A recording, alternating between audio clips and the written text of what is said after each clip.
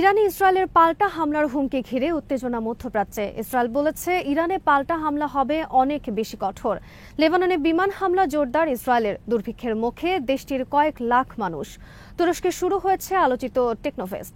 পিটিভিএস ইনফোটেনমেন্টে স্বাগত জানাচ্ছি, আমি সুস্মিতা দাস। আজ জানাবো প্রতিরক্ষা সংক্রান্ত গুরুত্বপূর্ণ কিছু খবর। ইসরায়েলে ইরানের মিসাইল বৃষ্টি বর্ষণের পর মধ্যপ্রাচ্য জুড়ে বিরাজ করছে তীব্র উত্তেজনা, উৎকণ্ঠা।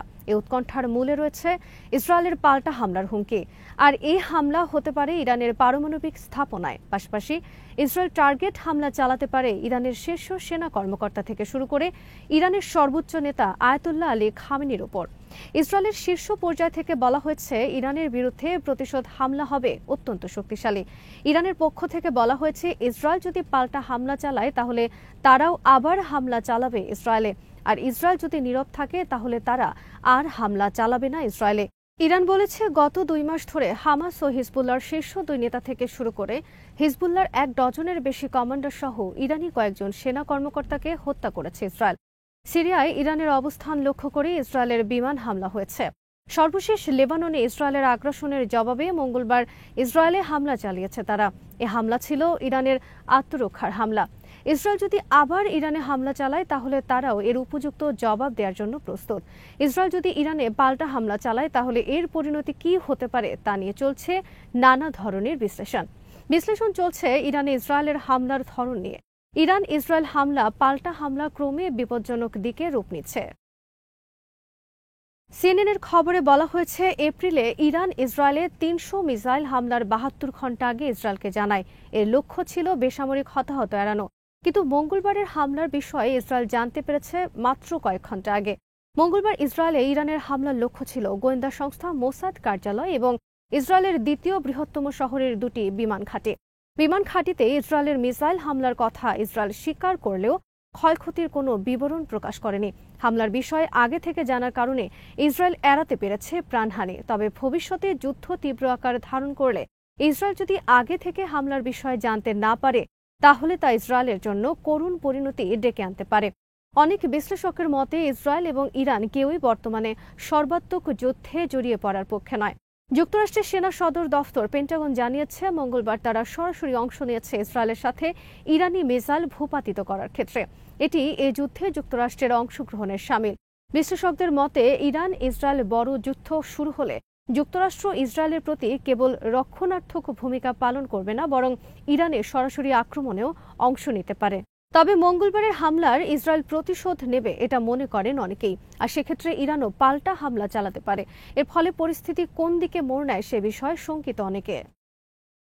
চীন, ইরান এবং উত্তর কোরিয়া থেকে সরাসরি গোয়েন্দা এজেন্ট নিয়োগের প্রকাশ্য ঘোষণা দিয়েছে যুক্তরাষ্ট্রের কেন্দ্রীয় গোয়েন্দা সংস্থা সিআইএ। বুধবার চীন, ইরান এবং উত্তর কোরিয়া এই 3 দেশের ভাষায় নিজ নিজ দেশের বিভিন্ন সামাজিক যোগাযোগ মাধ্যমে ছড়িয়ে দেওয়া হয়েছে এজেন্ট নিয়োগের বিজ্ঞপ্তি এবং নির্দেশনা। Facebook, x, Instagram, LinkedIn, Telegram, YouTube সহ যত সামাজিক যোগাযোগ মাধ্যম আছে তার সবগুলোতে প্রচার করা হয়েছে এজেন্ট নিয়োগের এই নির্দেশনায় বলা হয়েছে ইচ্ছুক ব্যক্তিবর্গ চাইলে সরাসরি সিআইএর পাবলিক ওয়েবসাইটে যোগাযোগ করতে পারবে, অথবা নাম পরিচয় গোপন রাখতে চাইলে ডার্ক নেটেও যোগাযোগ করতে পারবে।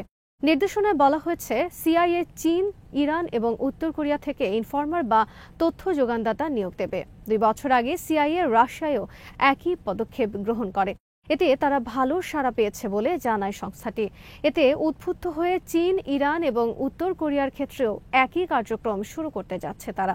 একনায়কতান্ত্রিক কর্তৃত্ববাদী বিভিন্ন দেশে যুক্তরাষ্ট্র বিপুল পরিমাণ তাদের এজেন্ট নিয়োগের কার্যক্রম শুরু করেছে ওইসব দেশ থেকে আরও বিস্তারিত গোপন তথ্য সংগ্রহের লক্ষ্যে। ইরানের কর্মকর্তারা জানিয়েছে তাদের এলিট ফোর্স সহ গুরুত্বপূর্ণ অনেক নিরাপত্তা শাখার গুরুত্বপূর্ণ পদে বসে আছে যুক্তরাষ্ট্র ও ইসরায়েলের এজেন্টরা। তাদের কারণেই ইসরায়েল একের পর এক হত্যা করে চলছে ইরানের অনেক শীর্ষ জেনারেল, বিজ্ঞানী ও গুরুত্বপূর্ণ কর্মকর্তাদের। এমনকি ইরান যতবারই ইসরায়েলে বা অন্য কোথাও অপারেশন পরিচালনা করতে চায় তার বেশিরভাগই আগে থেকে জেনে যায় যুক্তরাষ্ট্র ও ইসরায়েল।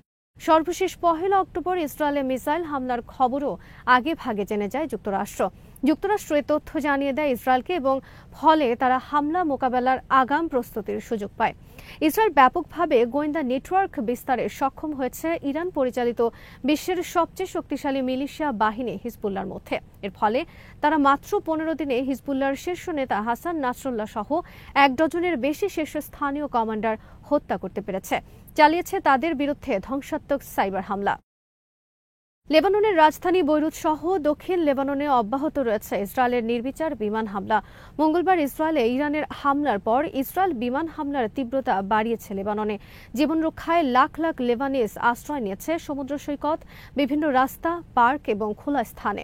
ইসরায়েলে বিমান হামলা এবং স্থল অভিযানের কারণে লাখ লাখ লেবানিজ তীব্র ক্ষুধায় এমনকি দুর্ভিক্ষের সম্মুখীন। লেবানন দীর্ঘদিন ধরে অর্থনৈতিকভাবে বিধ্বস্ত একটি দেশ। বিভিন্ন সময় গৃহযুদ্ধ, বারবার ইসরায়েলের আগ্রাসন, হিজবুল্লাহ, ইসরায়েল নিয়মিত হামলা, পাল্টা হামলা, করোনা, ইউক্রেন যুদ্ধ সহ বিভিন্ন কারণে একসময় মধ্যপ্রাচ্যের বামপন্থী শক্তিশালী দেশ লেবানন বর্তমানে লণ্ডভণ্ড। লেবাননে রয়েছে ইরান পরিচালিত বিশ্বের সবচেয়ে শক্তিশালী মিলিশিয়া বাহিনী হিজবুল্লাহ। 1982 সালে প্রতিষ্ঠার পর থেকে নিয়মিত যুদ্ধ চলে আসছে হিজবুল্লাহ ইসরায়েল। এর নির্মম শিকার হচ্ছে লেবানন।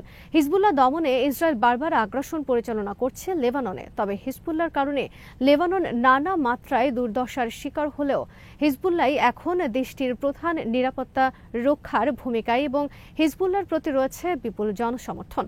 লেবাননের প্রচলিত আর্মির তুলনায় হিজবুল্লাহ বেশি শক্তিশালী এবং হিজবুল্লাহ দেশটির অলিখিতভাবে মূল শাসনের ভূমিকায়। ইসরায়েলের আগ্রাসন সহ বিভিন্নভাবে বিপর্যস্ত দেশ লেবাননে নেই আন্তর্জাতিক মহলের তেমন কোনো মানবিক সহায়তার সাড়া। তুরস্কে শুরু হয়েছে দেশটির সর্ববৃহৎ প্রযুক্তি ও সমরাস্ত্র বিষয়ক মেলা টেকনোফেস্ট।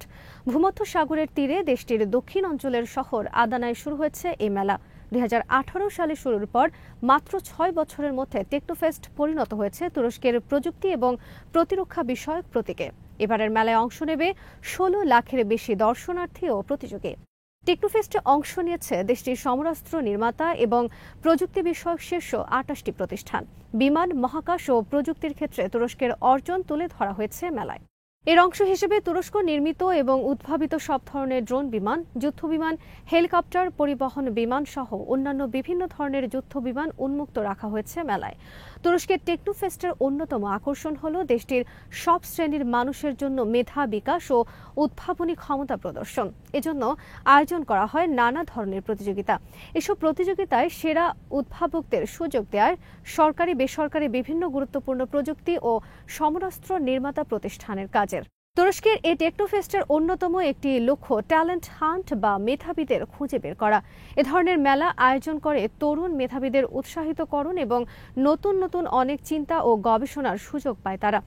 দেশটির শিল্প ও প্রযুক্তি বিষয় মন্ত্রণালয়, প্রতিরক্ষা মন্ত্রণালয়, এভিয়েশন বিভাগ সহ গুরুত্বপূর্ণ বিভিন্ন সরকারি বিভাগ জড়িত এই মেলা আয়োজনে। বিশ্বের বিভিন্ন দেশের জন্য ক্রমে অনুকরণীয় হয়ে উঠছে তুরস্কের টেকনোফেস্ট। তুরস্কের অন্যতম মিত্রদেশ আজারবাইজান তুরস্কের সহায়তায় আয়োজন শুরু করেছে এই ধরনের মেলার। আজ এখানেই শেষ করছি। সমরাস্ত্র, প্রতিরক্ষা ও কূটনীতির নানা তথ্য জানতে চোখ রাখুন বিডিভিউস ইনফোটেনমেন্টে। চ্যানেলটি ভালো লাগলে সাবস্ক্রাইব করুন। সংযুক্ত থাকুন আমাদের ফেসবুক পেজে।